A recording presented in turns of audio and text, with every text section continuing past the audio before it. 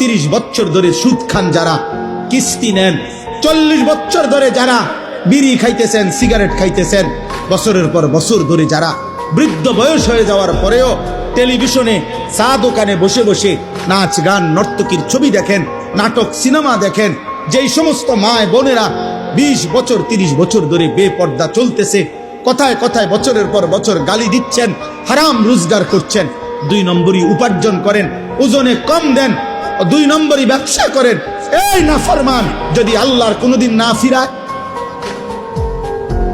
আল্লাহ যদি সিদ্ধান্ত নেয় যে ঠিক আছে নাফরমান, ভাত খা, গুঞ্জা, পেশাব কর, যৌন চাহিদা পূরণ কর, বাচ্চাও হইব, ঘুমও আসবে, ভাতও খাইতে পারবা, বিল্ডিং দালানো হবে, কিন্তু আখিরাত আর দেব না, জান্নাত আর দেব না, কি হবে সেদিন?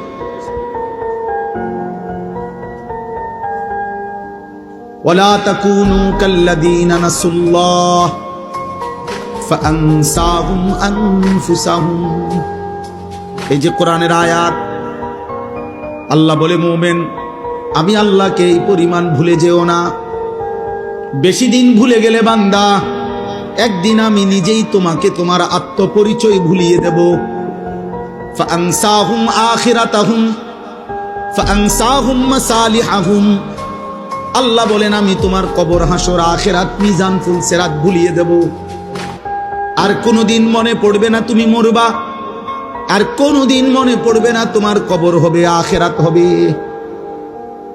অথচ তুমি ভুলে গেলেও তোমার মৃত্যু হবে, হবে না? কথা বলে না? কেউ ভুলে গেলে মৃত্যু হয় না, কেউ না বুঝলে তার মৃত্যু হয় না, কেউ অসুস্থ হলে তার মৃত্যু হয় না। সুখে থাকলেও মরে যাবেন, দুঃখে থাকলেও মরে যাবেন, হাসলেও মৃত্যু হবে, কাঁদলেও মৃত্যু হবে। তবে হারাম থেকে বাঁচেন, গুনাহ থেকে বাঁচেন, গুনাহ থেকে বাঁচেন।